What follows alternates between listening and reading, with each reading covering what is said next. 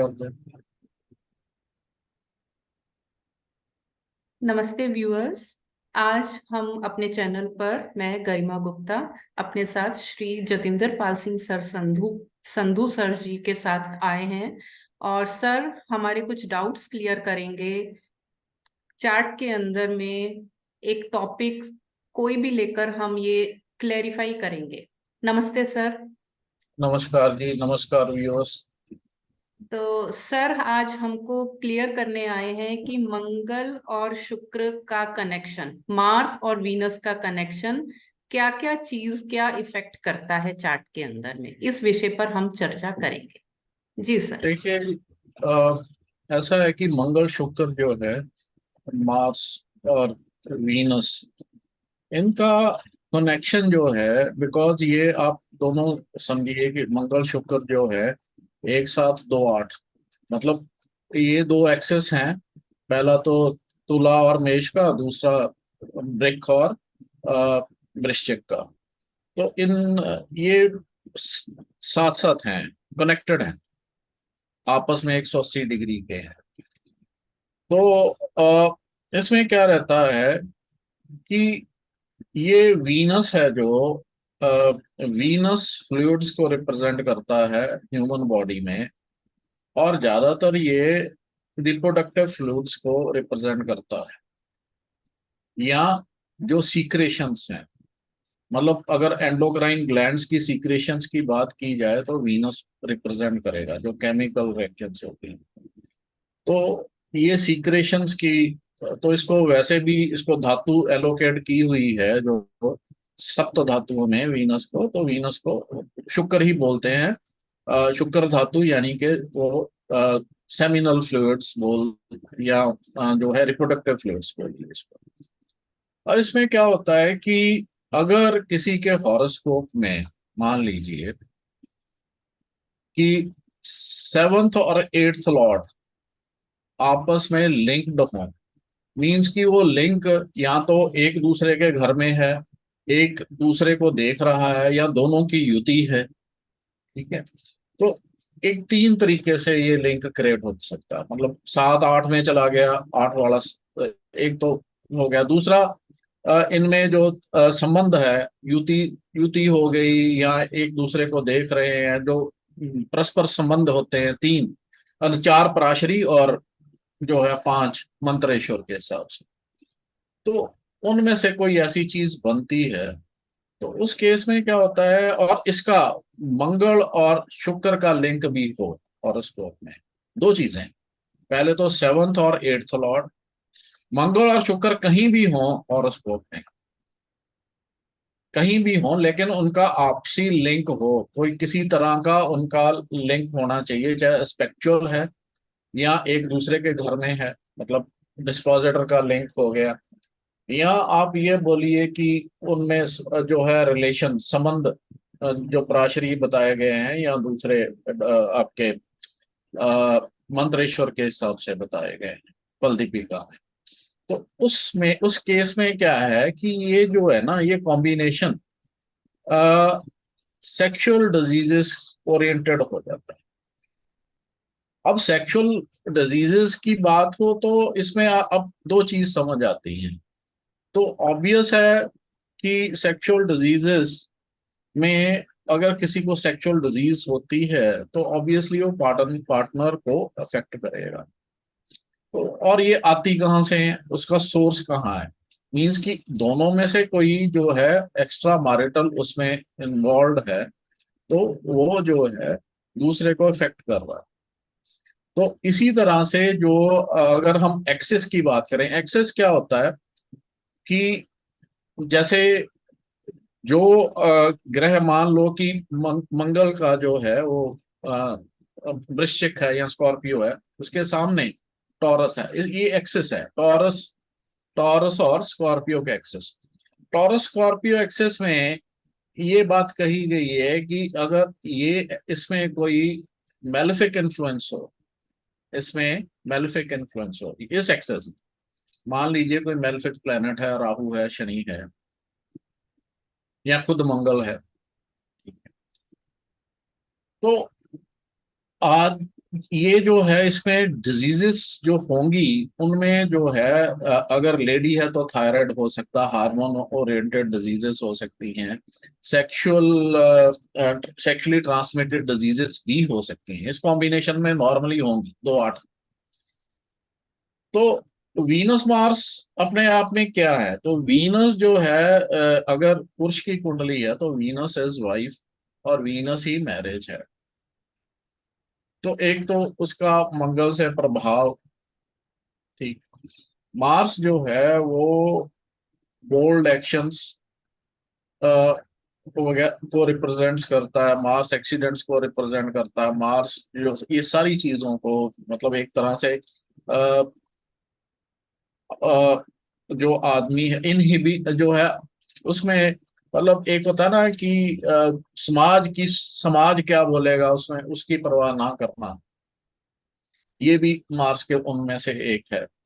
तो इस केस में ये होता है कि जब भी शुक्र और वीनस का लिंक क्रिएट होगा और उधर से 7 और 8 का लिंक क्रिएट होगा, तो इसमें नॉर्मल एक बात है कि जो जिसकी ये कुंडली होगी, जिनकी जिस नेटिव के ये कॉम्बिनेशन है, तो उसमें चांसेस होंगे, मतलब इसकी बहुत बड़ी प्रोबेबिलिटी या पॉसिबिलिटी रहेगी कि वो सेक्सुअल नेचर का कोई डिजीज होने की उनको संभावना रहती है। तो ये वीनस और मार्स का नॉर्मली, मार्स अगर हम बात करें वैसे तो 2 और 8 की ही बात कर लें तो एक कुंडली आपको दिखा देता हूं मैं, उसमें एक आइडिया हो जाएगा कि ये किस तरह से है। हालांकि इस कुंडली में कोई ग्रह नहीं बैठा है, ठीक है। अब आप इसमें देखिए कि इसी को ले लो, 1 नंबर कुंडली को ही ले लें, तो ये मान लीजिए कि ये जो है ये क्या है, यहाँ सेकंड हाउस, ठीक है। स्पाउस से ये 8वां है, यानी कि उसके एक्सटर्नल फिजिकल पार्ट स्पाउस के, और इसके बिल्कुल सामने यहाँ ये इसका 8 है तो इसके एक्सटर्नल फिजिकल पार्ट्स हैं। और ये जो 7th होता है, ये 7वां, इसको मैरिज को मेटरलाइज करना, मीन्स की मैरिज को मेटरलाइज करने या जो है ये बोलें कि अ, जो रिप्रोडक्शन की जो क्रिया है वो इस और उस यहां से शुरू होती है। तो अब लेकिन जो एक्स्ट्रा मैरिटल हैं वो 8 से ही ज्यादा करते हैं, मीन्स को उसको ये समझो कि ये तो जो 7th है ये लेजिटमेट मतलब ये स्पाउस है एग्जैक्टली exactly। तो यहाँ अगर ये रिप्रोडक्शन के लिए है तो एक लेजिटमेट है, लेकिन अगर वो 8 में चला जाता है, यहाँ पे भी एक्सटर्नल फिजिकल पार्ट्स हैं, तो उधर से 8 में चला गया, तो इस केस में हम ये समझेंगे कि ये एक तरह से एक्स्ट्रा मैरिटल है, जो कि कानून के प्रव्यू में नहीं है। 8वां भाव जो होता है ना, इसमें अनऑर्थोडॉक्स बातें होती हैं, इसमें वो सारी चीजें हैं, जैसे मतलब ये 8th हाउस जो है स्पाउस का हो या उसका स्पाउस से 8 है तो उसका 2 बनेगा, उधर से नेटिव का 8 है तो वो 8 ही बनेगा। तो इनमें क्या क्या चीजें रहती हैं, इसमें वो सब अननेचुरल एक्ट्स जो है, जैसे कि ये इवन रेप है, सोडोमी है, बिस्टैलिटी है, इंसेस्ट है, ये सारी चीजें उस उसमें हैं। तो और ये जो अब नॉर्मली अब काल पुरुष की कुंडली आपके सामने है, ये 8th मार्स ही रिप्रेजेंट करता है, और मार्स एक्सीडेंट्स वगैरह को, बोल्डनेस वगैरह सबको रिप्रेजेंट करता है। तो ये लिंक नॉर्मली जो है ये 7th और 8th, इन दोनों, यहाँ तो खैर यही है, लेकिन हॉरोस्कोप कोई भी हो, हॉरोस्कोप कोई भी हो, 2 नंबर हो, 4 नंबर हो, 5 नंबर हो, सैगिटेरियस का हो, वहां पे 7th और 8th अगर आपस में लिंक्ड हैं और वीनस और मार्स आपस में लिंक्ड हैं, तो जो है आदमी को सेक्सुअली ट्रांसमिटेड डिजीजेस होने का पूरा चांस रहता है। और उसका ये मतलब उसका दूसरी चीज, अगर हम उसको लॉजिकली समझे तो वो ये क्या है कि it is it is due to extra marital affairs. अब एक्स्ट्रा मैरिटल अफेयर्स में और बहुत सारी चीजें हैं, जैसे 6th और 12th हाउसेस का, ये जो है दोनों सेपरेशन के हाउसेस हैं। ये ये जो है, अगर हम 6th 12th की बात करें, ये सेपरेशन का हाउस है from from the native. Spouse है तो स्पाउस का 6th है, और इधर से नेटिव से देखें तो ये उसका 6th है। मींस कि ये 7th का 12th है, ये इसके 7th का 12th है। तो लॉस ऑफ 7th, तो ये सेपरेशन हो गया। मतलब उधर उधर से उसका लॉस हुआ तो सेपरेशन है, उधर से लॉस हुआ सेपरेशन। और सेपरेशन कई तरह से हो सकती है, सेपरेशन बाय डेथ भी होती है। ये क्लासिकल ग्रंथों में क्लासिकल ग्रंथों में कई बार इस चीज का ये बताया गया है कि अगर हम इसको देखें तो ये घर, ये और इधर से और ये तो स्पाउस के हो गए, और ये नेटिव के हो गए। तो 2 12 मतलब 7। अगर देखो इसमें अगर ये इनकी हेमिंग हो जाती है, मींस की दे आर हेम्ड, ये इसके दोनों तरफ पापी हैं, और बीच में भी पाप प्रभाव आ जाएगा। और हम ये बोलें कि शुक्र जो कारक है उस पे भी ये प्रभाव आ जाए। शुक्र क्योंकि शादी का कारक भी है। शुक्र जो है स्पाउस को भी रिप्रेजेंट करता है। तो ऐसे केस में जो क्योंकि भावेश और कारक का 3 का कंसेप्ट होता है, तो अगर तीनों खराब हो गए तो मतलब है कि चांस है सेपरेशन का। और सेपरेशन जो है वो कई तरह से हो सकती है, by death, by disease, by divorce, या छोड़ के चले जाना, छोड़ के ही चला गया, डिवोर्स ही नहीं हुआ। मतलब ऐसा होता है कि कई केसेस में लोग जो है आदमी लोग बच्चे छोड़ के चले जाते हैं, औरतें भी बच्चे छोड़ के चली जाती हैं। उन्होंने वहां फॉर्मल डिवोर्स नहीं दिया, लेकिन दे गॉट सेपरेटेड। तो सेपरेशन कई तरह की होती है। उसी तरह से अगर ये वीनस मार्स जो है ये बहुत इंपॉर्टेंट, वीनस मार्स। अब आप ये देखिए कि यहाँ इस हॉरोस्कोप में ये 2 8 को रिप्रेजेंट कर रहे हैं, एक 7 को भी रिप्रेजेंट कर रहे हैं। मींस नॉर्मली ये स्ट्रेट फॉरवर्ड, खास करके एरीज उसमें तो बिल्कुल ये रिप्रेजेंट करते हैं। बाकी कहीं भी हो, किसी भी कुंडली में हो, तो आपको ये इसलिए इनको कहा जाता है कि मंगल शुक्र का लिंक अगर क्रिएट होता है हॉरोस्कोप में, तो उसमें जो है अगर मतलब 7 8 नहीं है, मान लीजिए मंगल शुक्र शुक्र ही है, सिर्फ 7 8 नहीं है, तो उसमें थोड़ी बोल्डनेस तो होगी। और ये क्या होता है कि शुक्र जो है इंटेलिजेंस है, शुक्र को भोग का कारक माना जाता है, इंटेलिजेंस।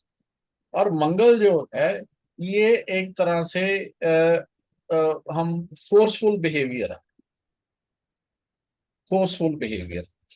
तो फोर्सफुल बिहेवियर में क्या होता है, आप ये समझो कि फोर्स,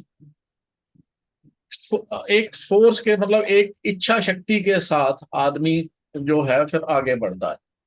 ठीक है, उसमें जो है फिर वो समाज वमाज को कम ही देखता है। मार्स वीनस का लिंक इसलिए ये थोड़ा वो होता है।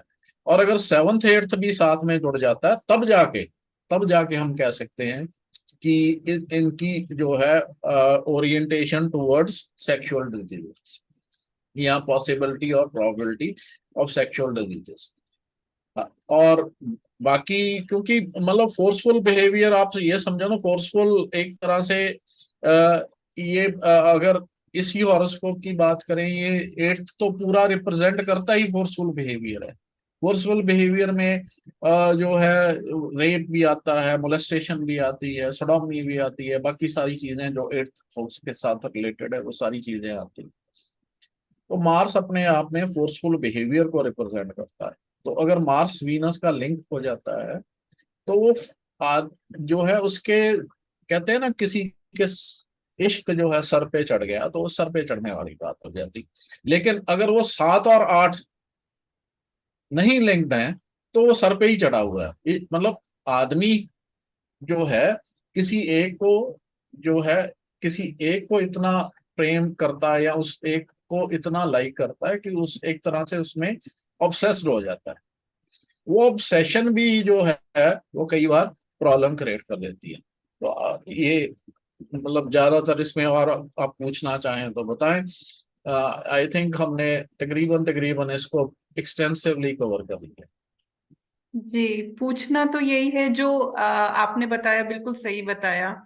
मार्स वीनस या सेवंथ एट्थ का अगर कोई लिंक है, अगर सपोज मार्स वीनस पे एस्पेक्ट कर रहा है, बिकॉज वीनस का एस्पेक्ट अगर आएगा तो वो सम सप्तक हो जाएंगे या इकट्ठे हो जाएंगे। अगर मार्स का एक तरफा एस्पेक्ट है वीनस के ऊपर में, और सेवंथ का भी ऐसे ही इनडायरेक्ट लिंक है एट्थ के साथ में, एस्पेक्ट के साथ में। तब भी क्योंकि मार्स जो है एक मतलब इनमें लिंक क्रिएट होना चाहिए। मैंने पहले भी बात की, लिंक किसी भी तरह का हो, इवन वन साइडेड एस्पेक्ट ही क्यों ना हो मार्स का। अब क्या वन साइडेड क्या होता है? मार्स एस्पेक्ट कर रहा है तो ये कंट्रोलिंग एस्पेक्ट है, ये कंट्रोल करने की इच्छा है। जब रिलेशनशिप होती है तो दोनों की एनर्जी आपस में ये हम संबंध की बात करते हैं या म्यूचुअल एस्पेक्ट की बात करें तो दोनों एक दूसरे को प्रभावित करने की कोशिश करते हैं। यहाँ पे क्या है कि मार्स अपना प्रभाव शुक्र पे छोड़ रहा है, फोर्सफुल बिहेवियर है। मतलब फोर्सफुल बिहेवियर में हम ये समझें कि लेट्स से कि लड़की है तो लड़की की इच्छा नहीं भी है, मतलब हाँ ना में है जो है, लेकिन लड़का फिर वो बोल रहा है कि मैं तो मर जाऊंगा, मैं जहर खा लूंगा, मैं ये कर लूंगा, मतलब एक तरह से फोर्स करना उसको। तो ये जो है ये होता तो दूसरा उसी तरह से सेवन्थ और एट्थ का लिंक होना चाहिए। सेवन्थ लॉर्ड एट्थ में भी चला गया तो भी बहुत है। हम्म। ठीक है। तो क्योंकि वो उसके भाव में जा चला गया हुआ, उसका डिस्पोजिटर बन गया है, उसका उस घर का मालिक जो है एट्थ लॉर्ड वो बन गया, मतलब एट्थ लॉर्ड के भाव में वो पहुंच गया है। अब एट्थ लॉर्ड उसको लिंक नहीं भी कर रहा दूसरे तरीके से, लेकिन सेवन्थ एट्थ में चला गया।